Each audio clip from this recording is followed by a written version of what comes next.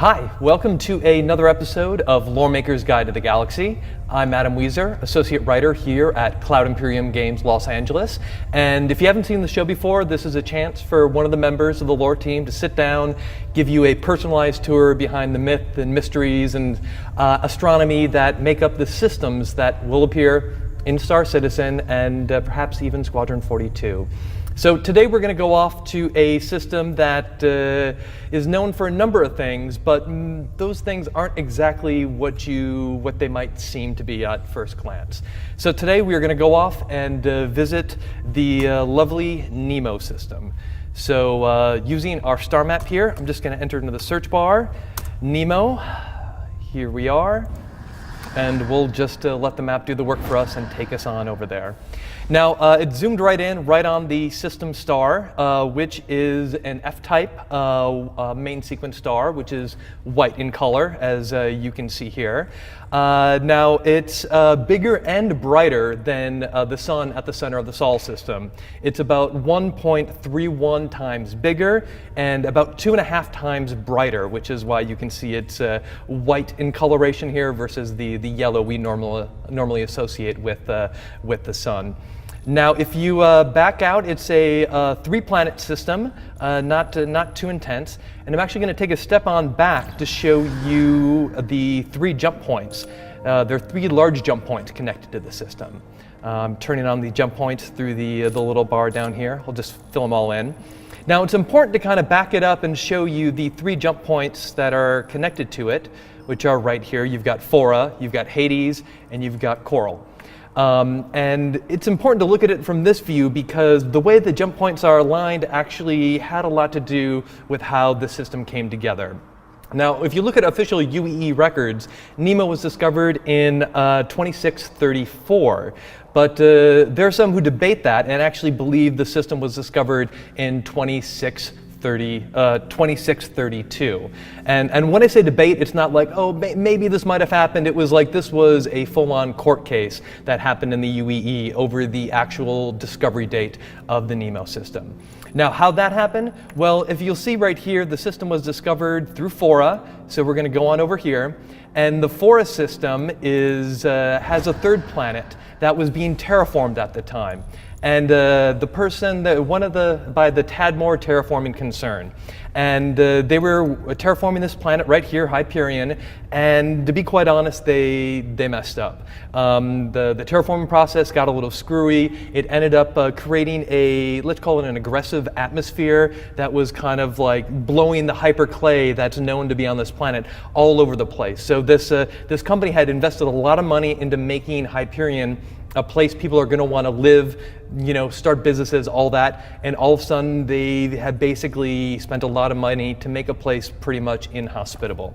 Now, one of the security contractors for the Tadmor Terraforming Concern at the time was a man by the name of Deho Ochoa, and he went out on just a standard kind of patrol one day in 2632, and he's just kind of floating around in the outer reaches of the Flora system, and all of a sudden he just disappears. His coworkers, his bosses, nobody knows exactly where he is. And they start to get concerned, they put together a search party, and all of a sudden he shows up. He just pops onto comms, lets everyone know he's okay, quits, and he just leaves. Now, at the time, the people of the Tadmor Terraforming Concern didn't think too much of it because they had bigger issues to deal with what was going on in Hyperion. But 2 years later, they were sitting here and this brand new company made an offer to them. And that company was named Nemo Co. Now, Nemo Co. basically came in and said, hey, we know you've got these old terraforming platforms here that you were using to terraform Hyperion. They're just sitting there. How about we buy them off you for cheap? At that time, the company was looking to raise some money because they were down on capital. They were really, really struggling. So they figured, you know what, we'll sell them for cheap. This is going to be a good deal for us. Now, they thought this because if you look at Fora only has 3 jump points to it. One to, let me try to adjust this a little bit. One to Banshee, which over here was just a dead end at the time. And then the only other jump point at the time was going right here to redder. And if you look at the color of the jump point, which indicates the different jump point sizes, yellow is large, orange is medium, so it's a smaller jump point. And terraforming platforms are huge. So for a company struggling with money, moving these giant terraforming platforms is not cheap, because they'd have to take it apart, put it through this medium-sized jump point to get it to redder, to take it any place else where it could be useful. So they're like, hey, we can offload this cost by selling them at a discount to NemoCo and let them deal with it, taking it through this jump point. Well, after the deal gets done, NemoCo just happens to announce that, hey, we discovered another jump point, which just happens to be in Fora and just happens to be a large jump point, leading to, of course, Nemo, the system that would obviously take their name. Now, Nemo, most people think Nemo is a reference to the water world, Ergo, which we'll talk about in a little bit. It's kind of a nautical reference, but it actually isn't. Nemo is actually an anagram for the founders of NemoCo, Norman, Ellis, Mao, and Ochoa.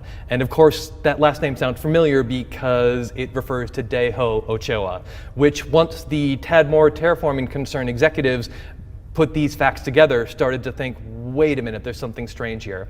So they actually sued NemoCo, saying that, basically arguing that Daiho Ochoa had found this jump point into Nemo while under their employ, thus entitling them to some of the profits that would come out of this system. Now, this was something NemoCo wasn't just going to roll over and give into, so they took them to, the case went to court, became this big deal, and basically it ended up on the Tadmor Terraforming Concern's plate to prove that Daiho Ochoa had discovered it that fateful day where he just disappeared and then all of a sudden quit. This would require them to actually go out and find the Aurora that he was using at the time, find its black box, kind of check the flight records to see if they could prove it. But of course, Daiho Ochoa had sold that ship, had no idea where it was. He claimed he had to sell it as a way to raise funds to invest in NemoCo. The ship was never found. Eventually, the court case was thrown out, and NemoCo given full control over this system and its destiny, while the Tadmor Terraforming Concern went bankrupt and thus disappeared. Now, what was so interesting about the system that had NemoCo excited about it and had Tadmor Terraforming Concern trying to hone in on it? Well, let's take a look now. Let's look at see what we actually have in the system. So besides the star, we have Nemo 1. We'll zoom right on in here. Now, this is a rocky protoplanet. It's very small.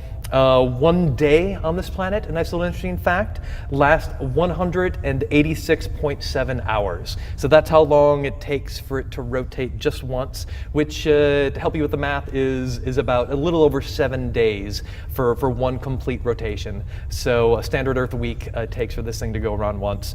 Now, it has no resources on it, though there was a brief period where a startup company claimed that a new technologically advanced probe they had created had discovered that there were resources here. Miners in the system got really excited at the prospect of being able to profit off this protoplanet, except the company, Microprobe, basically their technology was disproven, shown just to be crap.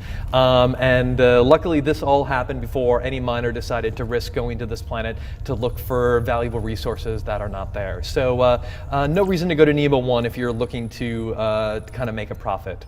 Now, why people were so excited about Nemo 1 possibly being full of resources is because Nemo 2, which is a rocky mesoplanet right here, is filled with them.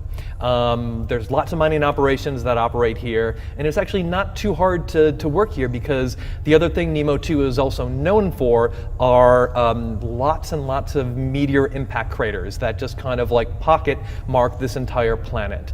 So while the meteor strikes can be a little dangerous here, the actual impact craters do make it easier to access the resources that are plentiful on this planet.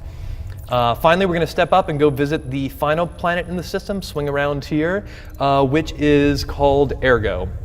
Now this is a ocean world, and it's been terraformed. So this is the crown jewel. This is the reason Nemo Co. wanted this system and didn't want to share this system with anyone else. Now, when I say ocean world, I mean there are no land masses here. If you want to think about Earth, Earth has a lot of water on it. 70.8% of Earth's surface is covered in water, but only 0.5% of the Earth's mass is actual water. Ocean worlds have a lot more of their mass is made up of water. So when you're looking at this world here, it's not just that there's water covering all of it, it's that the water goes very, very deep before it hits any kind of like rock or anything like that. Now, what makes the planet very special and desirable is that it also has a ton of oil resources on it. Now, this was confusing to people at first because the planet has no life on it. There are no fish in the sea. There's nothing there you can go. There's no plants. There's nothing like that. Otherwise, we wouldn't have been able to terraform it in the first place due to the Fair Chance Act. But the terraforming. There are no animals here, and they suspect, because there is all this oil, that at one time this planet was teeming with some kind of life. They're not quite sure what, because they haven't found any fossil records either. Remember, the crust, the actual rock of this planet is so far underneath this water. There's tons of pressure that would build up for them to go down there and try to explore and find something. So the running theory is that an extinction level event at some point over the millennia knocked out what was alive on this planet. It settled at the bottom. That created the pockets of oil that people go crazy for, and basically why they terraformed and then drilled into this planet. Now, since there are no land masses, basically all the landing zones, the places you're going to visit here, are going to be floating cities. The old terraforming platforms, or once that was done, were immediately converted over to housing and shopping and different more civilian use. Same thing with the old oil rigs. So there's some of the older platforms here are going to have a little bit of a more industrial feel to them, a little bit more, let's just say, rough around the edges to a certain degree. Now, the other famous thing that is known for Nemo is that in orbit, circling around Ergo, is the famous space whale. T-shirts all around the verse that'll read "Ergo, I got blubbered." Lots of different tourist knickknacks can be associated with the space whale, which is an oblong asteroid that basically circles this planet. Many will dispute that it actually looks like a space whale, that it just maybe bears a kind of a resemblance, and over the years it was turned into a tourist trap to basically get people to visit the system and want to check it out. Whether or not it actually looks like a whale is, that'll be for you to decide when you get to go visit Ergo someday in the future. So that's our little look at the Nemo system, this 3-planet system here. Hope you enjoyed the tour, and we'll see you next time on Loremaker's Guide to the Galaxy. Thank you for watching. So if you want to keep up with the latest and greatest in Star Citizen and Squadron 42's development, please follow us on our social media channels. See you soon.